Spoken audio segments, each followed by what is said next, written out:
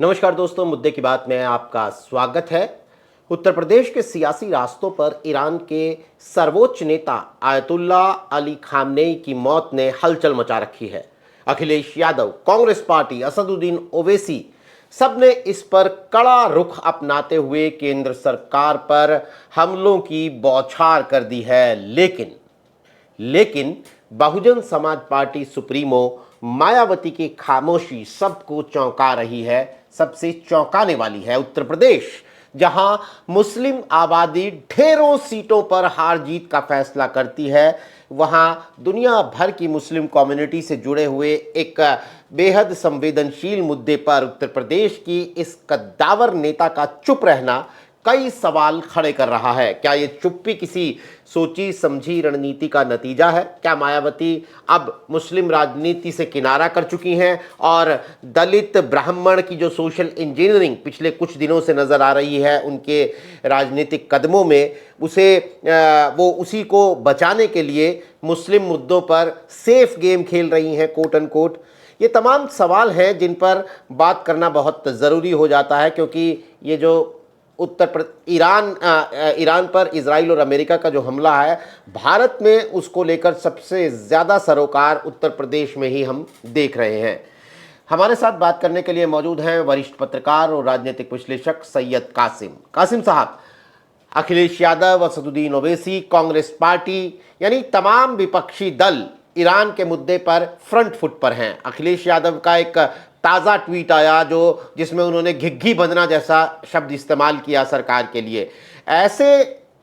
ऐसे माहौल में मायावती की खामोशी क्या कहती है?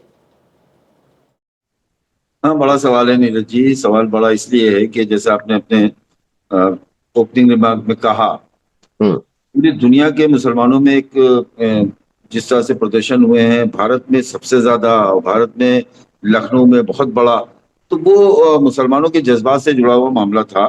और देश के लोग प्रधानमंत्री मोदी से पूछ रहे थे कि आप तक नहीं आया, ट्वीट नहीं आया, संवेदना का तो आना चाहिए था, उनकी जो स्ट्राइक में उनकी जान गई उस पर आना चाहिए था, लेकिन नहीं आया।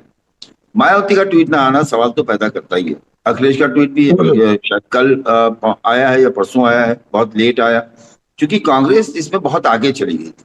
सोनिया गांधी ने आर्टिकल लिखा, इमरान मसूद को उनके कल्चर हाउस भेजा, सारे कांग्रेस के नेताओं ने, हर नेता का करीब ट्वीट आया एक्सेप्ट राहुल गांधी। राहुल गांधी का कोई ट्वीट नहीं, लेकिन जिस तरह से नहीं, राहुल गांधी का भी आ गया है। अब ये जो ईरान का जहाज हिंद महासागर में गिराया गया, उसमें आज राहुल गांधी ने काफी कड़ा इस पे आ गया, इस जहाज पे, उस पे नहीं आया था। खैर, तो वो इतना आगे कांग्रेस खेल रही थी कि राहुल का आना ना आना को फर्क नहीं पड़ता था। सोनिया गांधी का इस पे पूरा आर्टिकल आया था। अब दो लोगों का मैं तलाश कर रहा था, एक तो मायावती का और एक ममता बनर्जी का। जिस तरह से उत्तर प्रदेश में चुनाव है, बंगाल में भी चुनाव है। उत्तर प्रदेश और बंगाल की स्थिति एक जैसी है मुस्लिम वोटों के मामले में। बंगाल में मुसलमानों का वोट प्रतिशत और उत्तर प्रदेश में मुसलमानों का वोट प्रतिशत लगभग आसपास है। अब मायावती का ट्वीट न करना, और जैसा आपने कहा है कि क्या मायावती मुस्लिम राजनीति से दूर जा, इतर जो ब्राह्मण या क्या कहते हैं करनी सेना का जो बयान आ गया उस पर विश्वास करते हुए आगे जाना चाहती। मुझे लगता है कि ऐसा मुमकिन होता हुआ नहीं दिखा है, क्योंकि उनकी जो कोर टीम है, उनके जो कोऑर्डिनेटर्स हैं, जो उनके लोग हैं, टिकट और तमाम तरह की जो बातें हैं, उसमें अभी भी मुस्लिम उनके सबसे बड़े निशाने पे है। ओवैसी इसमें इतना आगे निकल गए थे कि ओवैसी को पिछाड़ने के लिए लोग कि ओवैसी उत्तर प्रदेश में इस मुद्दे को, उनका प्रदेश का अध्यक्ष जो है वो प्रदर्शन में शामिल रहा, शिया सुन्नी भाई भाई के नारों के बीच में। तो ये सारी चीजें इकट्ठा करने के बाद ये अलार्मिंग तो है बहुजन समाज पार्टी के लिए। ये मुद्दा जो है, इस पे मायावती का न बोलना, ईरान पे न बोला जाए, अमेरिका के हमले पे न बोला जाए, इसराइल के हमले पे न बोला जाए, अंतरराष्ट्रीय भारत की जो नीति है उस पर आप चले, ठीक है। लेकिन एक व्यक्ति जो ईरान की ही नहीं पूरी दुनिया के लिए एक स्पिरिचुअल लीडर के तौर पर था मुसलमानों के, उसकी हत्या हुई है और उस पर अगर संवेदना के दो शब्द नहीं कहे जाए तो नुकसान तो दिखाई देता है। नहीं, बिल्कुल। और इस पर बात हो रही है। हम बैकग्राउंड में चलते हैं। 2007 जब मायावती ने सरकार बनाई थी, 2000 मतलब एक एब्सोल्यूट मेजोरिटी की सरकार उत्तर प्रदेश में बनाई थी, मुझे लगता है कि 60 से ज़्यादा मुस्लिम प्रत्याशी उतारे थे। और अगर परसेंटेज की बात करें तो 17% वोट CSDS का आंकड़ा कहता है मायावती को मिला था। अब आ जाइए सीधा 17 साल बाद 2024 के लोकसभा चुनाव में मुस्लिम वोट मिला है 2%। तो क्या मायावती ने मान लिया है कि ये मुस्लिम वोट अब सपा को जा चुका है, मुझे अपनी एनर्जी इस पे वेस्ट नहीं करनी है? नहीं, मुझे लगता है कि मायावती ने मान लिया, अगर ये तो मायावती की गलतफहमी है, और किसी ने भी मान लिया तो ये गलतफहमी, चूंकि उत्तर प्रदेश में सॉरी आपको टोक रहा हूं, 2024 के बाद अगर मैं गलत नहीं हूं तो मायावती का ये बयान भी आया था, क्योंकि उनके लगभग सारे मुस्लिम कैंडिडेट्स की जमानत जब्त हो गई थी, तो उन्होंने कहा था अब आगे हम बहुत सोच विचार के टिकट देंगे मुस्लिमों को, ये भी बात उन्होंने कही थी। चुनाव के बाद आप याद कीजिए मायावती के बयान, आपकी तो बड़ा सदा हुआ बयान था, वरना इससे पहले तो मुसलमानों के लिए उन्होंने गद्दार शब्द का भी इस्तेमाल किया था कि मुसलमानों ने गद्दारी कर दी जब उन्होंने 100 टिकट दिए थे असेंबली के इलेक्शंस में। तो इस बार का थोड़ा सदा हुआ था कि हम सोच विचार कर टिकट देंगे। तो मैं समझता हूँ कि ये उत्तर प्रदेश की राजनीति में, बल्कि मैं अनुपम मिश्रा के साथ जाऊंगा, मेरे अच्छे दोस्त हैं, बहुत अच्छे पैनलिस्ट हैं, अपने यूपी तक में भी बैठते थे। उनका कहना है कि इस देश की राजनीति के जो विपक्षी पार्टियों की ऑक्सीजन है वो मुसलमान है। वो चाहे तेजस्वी हो, अखिलेश हो, ममता हो या केजरीवाल हो, जितने भी विपक्षी पार्टियां जो भी एमपी एमएलए जीत के आते हैं, नेता विपक्ष बन गए या किसी तरह से जो उनकी इज्जत बचती है, उसमें सबसे बड़ी भूमिका मुसलमानों की होती है, ये उनका कहना है। मैं उनके साथ इस मामले में जाऊंगा। देखिए, मुसलमान को इग्नोर करके विपक्ष की राजनीति तो नहीं हो सकती। बीजेपी अपना उनका सीधा सीधा मामला है, वो उससे दूर रहते हैं और उनको उसका फायदा मिलता है। लेकिन हिंदू मुस्लिम की पॉलिटिक्स में बीजेपी की पिच पे कोई जाके अगर चाहे कि हम उसको खेल लेंगे तो ये मुमकिन नहीं है। पिछले डिबेट में जब हम लोग चर्चा में जब हम लोग साथ थे नीरज जी, तो आपने यही पूछा था क्या ब्राह्मण वोट देगा, आपको क्या लगता है? तो मैंने कहा था मुझे नहीं लगता है। उन सीटों पे जरूर दे सकता है जहां पे उसके कद्दावर जो लोग हैं वो इलेक्शन लड़ रहे हैं। लेकिन आप ये कहिए कि वो वोट करेगा बहुजन समाज पार्टी को, पूरी यूपी में करेगा, 403 सीटों पे करेगा, जहां ब्राह्मण होगा वहीं कर देगा, चाहे कैंडिडेट कोई भी हो, ये संभव नहीं है। लेकिन मुसलमानों के साथ ये है कि मुसलमान जिसके साथ जाता है चला जाता है। अखिलेश से वो मुतमईन नहीं है। ये जो अभी की स्थिति है, अखिलेश से मुतमईन नहीं, उसका फायदा मायावती ले सकती थी और लेने के प्रयास भी कर रही थी। उन्होंने 4 टिकट घोषित किए थे जिसमें 2 मुसलमान थे, 2 ब्राह्मण थे, बल्कि एक तीसरा टिकट भी आ गया है शाहगंज से, वो जो मुस्लिम हो गया, मतलब 5 में 2 ब्राह्मण है, 3 मुसलमान है। तो मैं ये समझ नहीं पा रहा हूँ कि मायावती से गलती हुई है या मायावती के बारे में एक चीज और दिलचस्प है। मायावती को जब जाके बताया जाता है कि आप इस मुद्दे पर ट्वीट कर दीजिए, ऐसा ऐसा हुआ है, तब उनको मालूम होता है। ना वो टीवी देखती है, ना अखबार पढ़ती है, ना खबरें देखती। और दुनिया की इतनी बड़ी खबर उनसे मिस हो रही है, तो या तो उनके सलाहकारों की गलती कही जाए, या फिर वो देश के प्रधानमंत्री का ट्वीट नहीं आया तो उसको फॉलो करते हुए कि भाई देश के प्रधानमंत्री ने ट्वीट नहीं किया तो इसलिए देश की उससे समृद्धता से या देश की फॉरेन पॉलिसी से, विदेश नीति से जुड़ा हुआ नहीं सर, लखनऊ में इतने बड़े बड़े प्रदर्शन हुए, कैसे उनसे ये मिस हो सकता है? मतलब प्रधानमंत्री का ट्वीट नहीं आया वाली बात तो नहीं होगी, या तो उनको बताया नहीं गया, क्योंकि लखनऊ में इतने बड़े प्रदर्शन हुए, जाहिर तौर पर अखबारों में फ्रंट पेज की खबर रही, काफी ज्यादा बज रहा, उसका कोई साधारण इवेंट नहीं था, कोई साधारण घटना नहीं थी। देखिए, दूसरी पार्टी को ना पता चले, Bahujan Samaj party national party है। कश्मीर से लेके कन्याकुमारी तक उनके पास वोट प्रतिशत भी है, उनके पास एमएलए भी रहे कम से कम 10 स्टेट पे, एमपी भी रहे कम से कम 4 स्टेट। हरियाणा में एमपी रहा, मध्य प्रदेश में रहा, राजस्थान क्या कहते हैं पंजाब में रहा, उत्तर प्रदेश में रहा।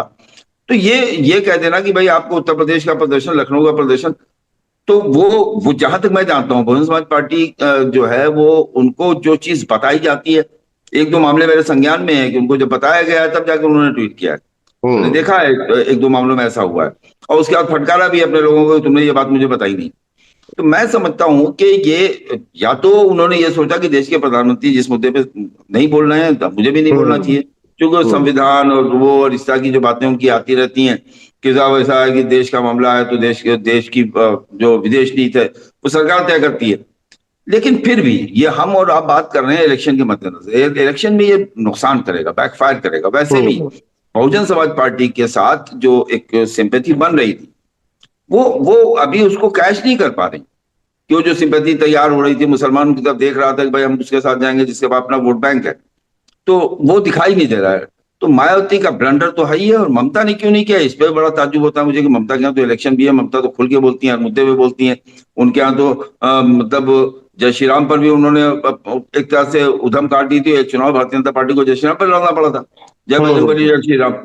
तो ये देश इस समय भारत में भारतीय जनता पार्टी ने जो नैरेटिव बना दिया है, एक पिच बना दी है, उस पिच पे अगर मुसलमान को एक भाजपा ने अलग छोड़ा है तो जो उसे गले लगाएगा वो उसी के साथ खड़ा होगा।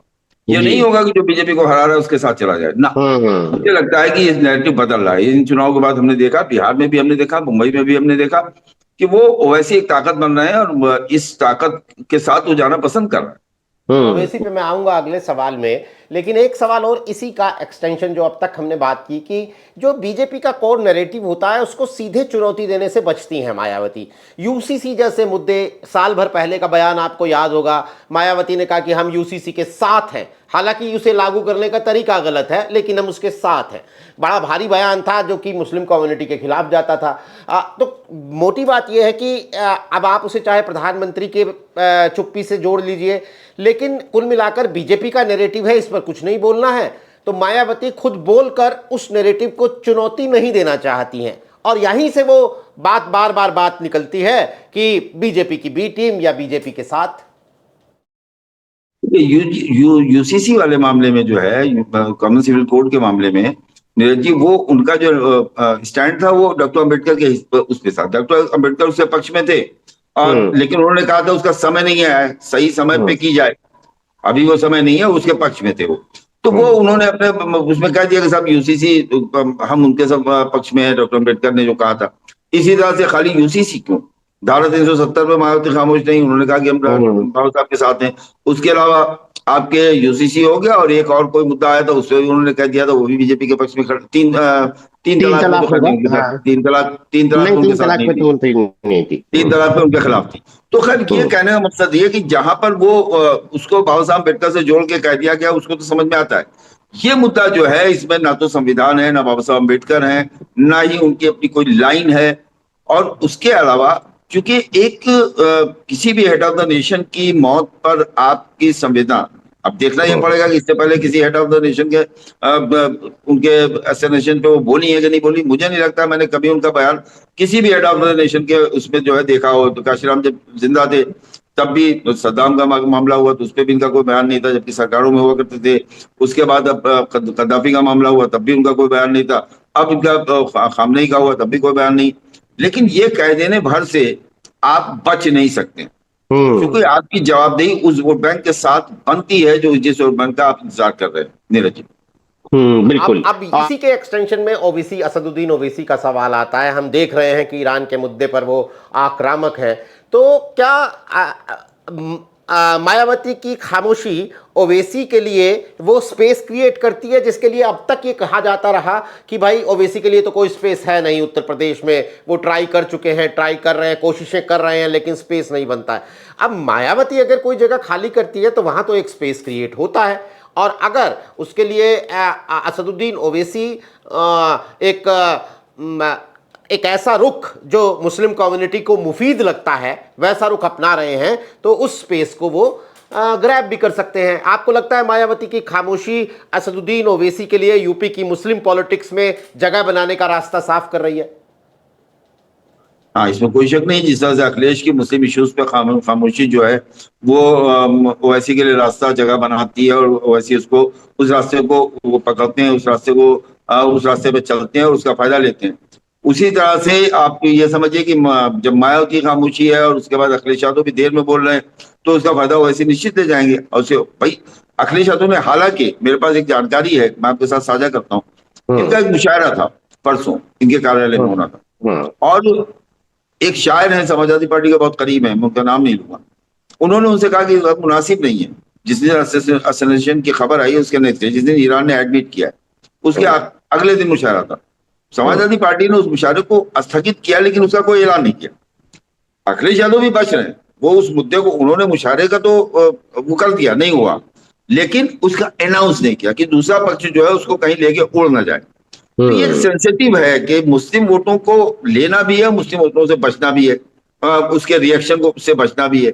ओवैसी के साथ ऐसा कुछ है नहीं, ओवैसी सीधे सीधे खेल रहे हैं, खुल के खेल रहे हैं। और ओवैसी सिर्फ ट्वीट तो करते नहीं है, ओवैसी बयान भी देते हैं, टीवी पे भी जाते हैं, बाइट भी देते हैं, बहसें भी करते हैं, तकरीरें भी करते हैं।